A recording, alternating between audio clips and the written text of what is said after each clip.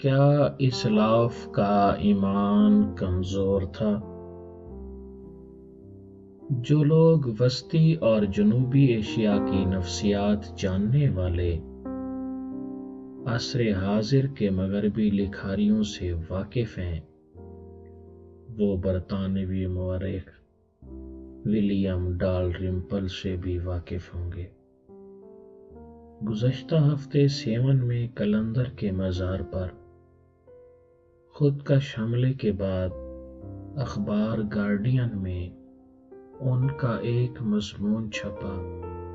ایک جگہ لکھتے ہیں، چند برس پہلے جب میں سیون گیا تو کلندر کے مزار سے ذرا فاصلے پر ایک حویلی میں قائم مدرسے کے نوجوان محتمم سلیم اللہ سے ملاقات ہوئی۔ سلیم اللہ ایک پڑھا لکھا آدمی ہے۔ اس نے بلا لاگ و لپیٹ شریعت و تصوف پر اپنے خیالات کا اظہار کیا۔ بقول سلیم اللہ، ہم مزار پرستی کے مخالف ہیں۔ قرآنی تعلیمات اس بابت بالکل واضح ہیں کہ مردے کچھ نہیں دے سکتے، بھلے وہ ولی ہی کیوں نہ ہو۔ قبر پرستی اور بت پرستی ایک ہی سکے کے دو رخ ہیں۔ میری بات لکھ لو کہ طالبان کی مزید شدت پسند شکل پاکستان میں آ رہی ہے۔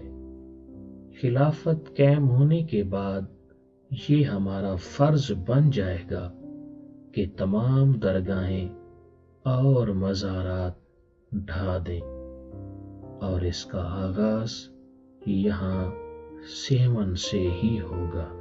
ولیم ڈالرمپل لکھتے ہیں کہ سلیم اللہ کا تعلق جس مذہبی طبقے سے ہے، اس کے 5000 مدارس ملک کے طول و عرض میں پھیلے ہوئے ہیں، اور مزید 1500 مدرسے صرف سندھ میں کھولے جا رہے ہیں۔ ہارورڈ یونیورسٹی اور عالمی بینک کے تحقیقی مطالعے کے مطابق اس وقت پاکستان میں معلوم مدارس کی تعداد 8000 کے لگ بھگ ہے، اور یہ تعداد 1947 کے مقابلے میں 27 گنا ہے۔ مسلمانوں کی تاریخ میں بنیاد پرستوں اور تصوف کے ماننے والوں کے مابین کھینچا تانی ہمیشہ سے ہے، مگر چند عشرے قبل تک اس کشمکش میں الفاظ و دلائل کے ہتھیار استعمال کیے جاتے تھے۔ تصوف اور اس کے مراکز اور صوفیوں کی درگاہوں یا مزارات کو ایک خاص نظریے کے تحت نشانہ بنانا یا انہیں منہدم کر دینے کا عمل بھی 200 برس سے زیادہ پرانا نہیں، اور یہ ترا جزیرہ نما عرب میں 18ویں صدی کے مبلغ عبد الوہاب اور ان کے پیروکاروں نے ڈالی، مگر انہدام یا پابندی کا عمل زیادہ تر جزیرہ نما عرب تک ہی محدود رہا۔ برِ صغیر میں 19ویں صدی کے وسط میں جنم لینے والے دیوبندی اور پھر بریلوی مکاتیب فکر کے مابین بدعت و شرک کی تشریحات کے مسائل پر مناظروں کی حد تک توم چیٹا چلتا رہا، مگر ابھی اس اختلاف نے جان لیوا انتہا پسندی کی شکل اختیار نہیں کی تھی۔ گولی نے دلیل کی جگہ نہ لی تھی، حتیٰ کہ افغانستان پر سوویت قبضے کے بعد اگلے 10-15 برس میں سعودی حمایت یافتہ افغان مجاہدین کے عروجی دور میں بھی درگاہوں اور مزاروں کو ہاتھ نہیں لگایا گیا۔ خود طالبان کے 6 سالہ دور اقتدار میں کابل میوزیم میں موجود دور کفر کی نشانیوں کی توڑ پھوڑ اور بامیان صوبے میں گوتم بدھ کے 2 دیو ہیکل سنگی مجسموں کو ڈائنامائٹ سے اڑانے کے سوا صوفی مراکز یا مزارات پر حملوں کا کوئی بڑا واقعہ دیکھنے کو نہیں ملتا، مگر پاکستان کے قبائلی علاقوں میں جب مقامی طالبان نے زور پکڑا اور اس سے پہلے افغان سوویت جنگ کے زمانے میں بالخصوص خیبر پختونخوا اور بلوچستان کے ان مدارس سے جو دیوبند کی علمی روایت سے غیر مطمئن ہو کر تکفیری نظریے کے تحت پروان چڑھے، ان مدارس سے فارغ التحصیل یا ان مدارس کے اساتذہ سے متاثر ہونے والے کالجوں اور یونیورسٹیوں کے طلباء نے نہ صرف شدت پسند تنظیمیں تشکیل دی بلکہ گولی کو دلیل سے بدلنے کی کوشش کی اور اس کے جواز کے لیے نظریاتی لٹریچر کی تیاری اور اشاعت کا کام شروع کیا، بجائے اس کے کہ ریاست یا مختلف مکاتیب فکر کے با اثر علماء معاشرے کو جوڑنے کے بجائے منتشر کرنے کی ان کوششوں اور رجحانات کو پھیلنے سے روکنے کی بر وقت فکری کوشش کرتے، الٹا انہوں نے یا تو خاموشی میں عافیت جانی یا پھر خود بھی نئی افواہ کے ساتھ چل پڑے۔ چنانچہ 9/11 کے بعد پاکستان میں ریڈیکلائزیشن کا عمل جتنا تیز ہوا اور اس کے توڑ کی کوششیں جتنی فرسودہ اور سست ہوتی گئیں، اس کے نتیجے میں زندہ مخالفین کے ساتھ ساتھ قبروں کے مکین بھی لپیٹ میں آتے چلے گئے۔ پہلے تحریک طالبان پاکستان اور القاعدہ کے ہم خیال نوجوانوں نے یہ کام شروع کیا اور اب متشدد انداز میں نظریے کو حلق سے اتارنے والی جدید مشین داعش اور اس کی حلیف مقامی تنظیموں کی شکل میں متحرک ہو چکی ہے۔ پچھلے 12 سال میں جتنے مزاروں اور درگاہوں کو نشانہ بنایا گیا، ان کی تعداد گزشتہ 800 برس کی برصغیری تاریخ میں نشانہ بننے والی درگاہوں سے بھی زیادہ ہے۔ اگر بڑی درگاہوں پر ہونے والے موٹے موٹے حملے ہی گننے بیٹھیں تو بلوچستان میں جھل مگسی کے علاقے میں پیر رکھائل شاہ کی درگاہ کو 19 مارچ 2005 کو نشانہ بنایا گیا۔ اس خودکش حملے میں لگ بھگ 50 افراد ہلاک ہوئے۔ 27 مئی 2007 کو اسلام آباد میں بری امام کے مزار پر خودکش حملے میں 28 جانیں گئیں۔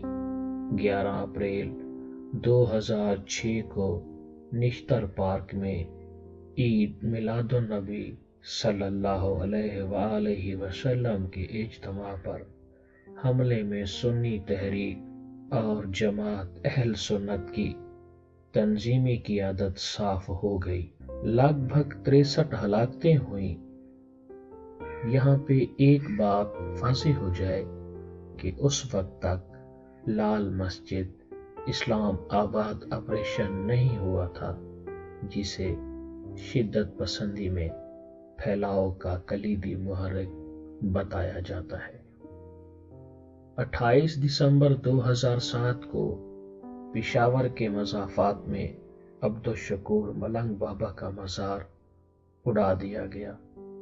3 مارچ 2008 کو گاؤں شیخا میں ابو سعید بابا کے 400 برس پرانے مزار پر خودکش حملے میں 10 افراد ہلاک ہو گئے۔ 5 مارچ 2009 کو پشتو ادب کے دماغ رحمان بابا کے مزار کو اڑا دیا گیا۔ اسی مہینے میں نوشہرہ میں بہادر بابا اور اپریل 2009 میں بنیر میں پیر بابا کے مزار پر حملہ ہوا۔ 1 جولائی 2010 کو لاہور میں داتا دربار پر بم حملے میں 35 زائرین ہلاک اور 250 زخمی ہوئے۔ 7 اکتوبر 2010 کو کراچی میں عبداللہ شاہ غازی مزار پر حملے میں 8 ہلاکتیں ہوئیں اور 60 زخمی ہوئے۔ 31 دسمبر 2015 کو شکارپور میں امام بارگاہ پر خودکش حملے میں 60 سے زائد ہلاکتیں ہوئیں۔ 12 نومبر 2016 کو خزدار میں شاہ نورانی کی درگاہ پر خودکش حملے میں 63 افراد ہلاک اور 100 سے زائد زخمی ہوئے۔ اور اب سیون کی درگاہ پر حملہ۔ اس پورے عرصے میں محرم اور دیگر 20 مذہبی جلوسوں اور اجتماعات کو بھی نشانہ بنایا گیا۔ مطلب یہ ہوا کہ اب گفتگو کا دور ختم ہوا، بات گالی سے شروع اور گولی پر ختم ہوگی۔ اب دلیل میں نہیں، بم میں دم ہونا چاہیے۔ اگر تو مزارات اور درگاہوں کا معاملہ کفر اور اسلام اور مشرک و مومن کا ہے تو پھر تو اتنی درگاہوں پر حملوں کے بعد وہاں جانے والے بیشتر زائرین کو عقل آ جانی چاہیے تھی۔ مگر میں نے جن جن درگاہوں کا ذکر کیا وہاں تو آج بھی زندگی پوری شد و مد سے جاری و ساری ہے۔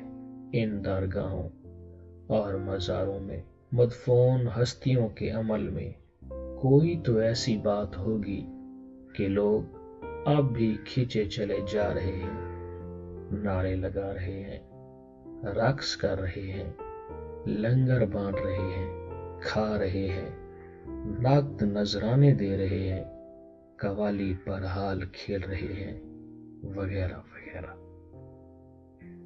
میں ذاتی طور پر مزار پرست نہیں، مگر کسی کو اگر کسی مزار پر جا کے آنند مل رہا ہے، دلی سکون نصیب ہو رہا ہے تو مجھے کیا؟ کسی کا کوئی دکھڑا سننے والا نہیں اور وہ قبر کو اپنا دکھڑا سنا کے ہلکا ہو رہا ہے تو برا کیا ہے؟ آخر مہنگے مہنگے ماہرین نفسیات کے پاس بھی تو لوگ دکھڑا سنانے ہی جاتے ہیں۔ اگر میں کسی کو کھانا نہیں کھلا پلا رہا اور ہزاروں بھوکوں کا ان درگاہوں پر صبح و شام پیٹ بھر رہا ہے تو میں کیوں جلوں؟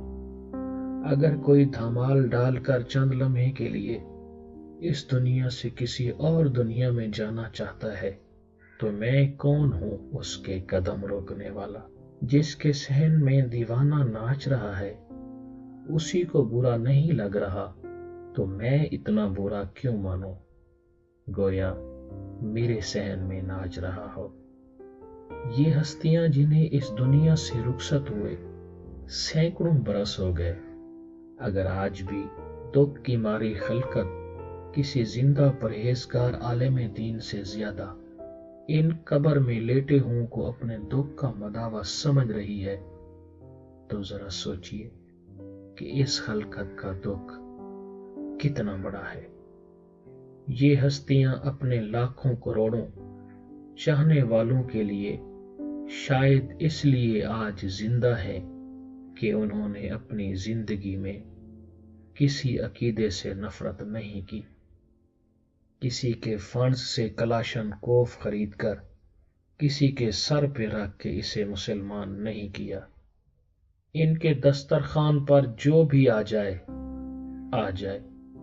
جو بھی دعا کے لیے ہاتھ اٹھانے کو کہے مسلمان ہو گیا تو 100 بسم اللہ، نہ بھی ہوا تو مخلوق خدا تو ہے، اور اسی سبب احترام انسانیت کا حقدار بھی۔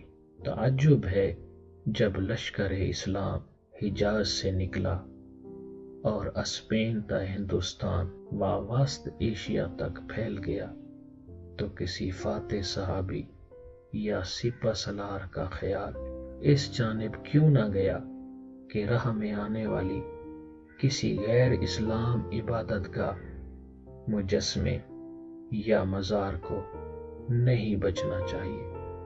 اگر واقعی یہ رواج شرعاً جائز ہوتا تو آج طالبان کو بدھا کا مجسمہ اڑانے کے لیے کہاں نصیب ہوتا، یا داعش اور اس کے علاقائی اتحادیوں کو کوئی بھی مزار یا درگاہ تباہ کرنے کے لیے کہاں سے ملتے۔